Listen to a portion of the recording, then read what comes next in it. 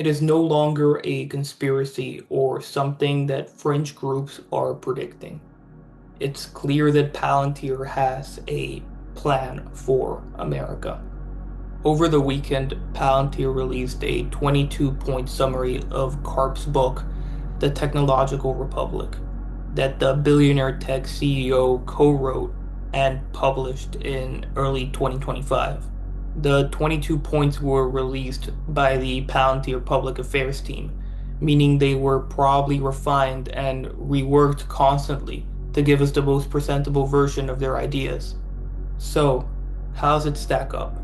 Do the technocrats have a point to make? A good point to make? One of the points that stuck out to me a lot was the claim that the atomic age was truly over. This point does not ring hollow. Point number 12. One age of deterrence, the atomic age, is ending, and a new era of deterrence built on AI is set to begin. I think this ties into the broader idea of a technological republic, where Karp advocates for a form of union between the US state and Silicon Valley to collaborate in this new AI era. Point number 4. The ability of free and democratic societies to prevail requires something more than moral appeal. It requires hard power, and hard power in this century is built on software. I use the word technocracy, to describe Palantir's plans for America. What is a technocracy? Technocracy is an expert-based type of governance. In its strongest sense, it is a form of government in which all decisions across all sectors and policy domains are controlled by systems and placed by what could be referred to as professionals. The technological republic argues for this form of system, a form of modern technocracy, or more specifically, a militarized tech oligarchy, which argues that elite tech engineers must prioritize building AI-driven military technologies for national defense over consumer apps, shifting the focus of Silicon Valley to serve a specific geopolitical agenda. Point 5. The question is not whether AI weapons will be built. It is who will build them, and to what purpose. This new bond between government and the private tech sector to combat adversaries and improve homeland security and development promotes a model where private firms directly influence or control national security functions. The question arises, who are these people pushing for this militarized neo-technocracy?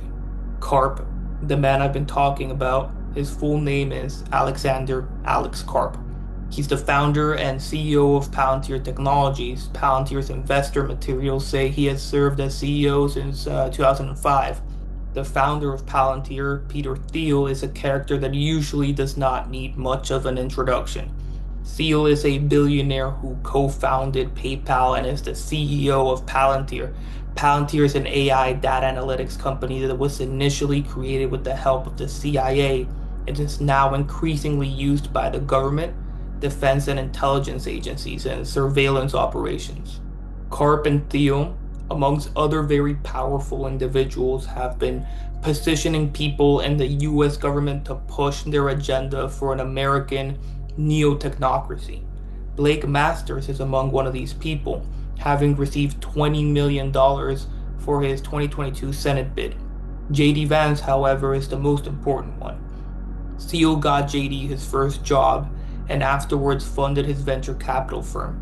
JD was a never-Trumper. Thiel helped him get into Trump's good graces by arranging a meeting between JD and Trump at Mar-a-Lago, resulting in Vance securing Trump's endorsement for Senate. Thiel funded Vance's ascension to the tune of $15 million. This is recognized as the largest contribution ever made to a super PAC supporting a single Senate candidate. Fast forward 2 years and JD is our vice president. I, James David Vance, do solemnly swear. I, James David Vance, do solemnly swear. That I will support and defend the Constitution of the United States. That I will support and defend the Constitution of the United States. Against all enemies, foreign and domestic. Against all enemies, foreign and domestic. So, Does the idea of a neo-technocracy seem far-fetched? Is it a pipe dream that is fantasized about by bored billionaires? Point 16. We should applaud those who attempt to build where the market has failed to act. The culture almost snickers at Musk's interest in grand narrative, as if billionaires ought to simply stay in their lane of enriching themselves. Any curiosity or genuine interest in the value of what he has created is essentially dismissed, or perhaps this lurks from beneath a thinly veiled scorn. Is Palantir publishing this 22-point manifesto to prepare for what is to come? Vance is aiming to run for president in 2 years. The technocrats have 2 years to garner enough support with the electorate to get their candidate on the throne. I leave you with the final and my favorite point. Point number 3. The decadence of a culture or civilization, and indeed its ruling class, will be forgiven only if that culture is capable of delivering economic growth and security for the public. Thank you for listening to my video. I will probably be posting more, specifically on Vance's ascension to the White House or failure to ascend to the White House, whichever or. So yeah, look forward to that. And if you liked this insight into Palantir's neo-technocracy and their plans, just a quick overview really, then hit that like.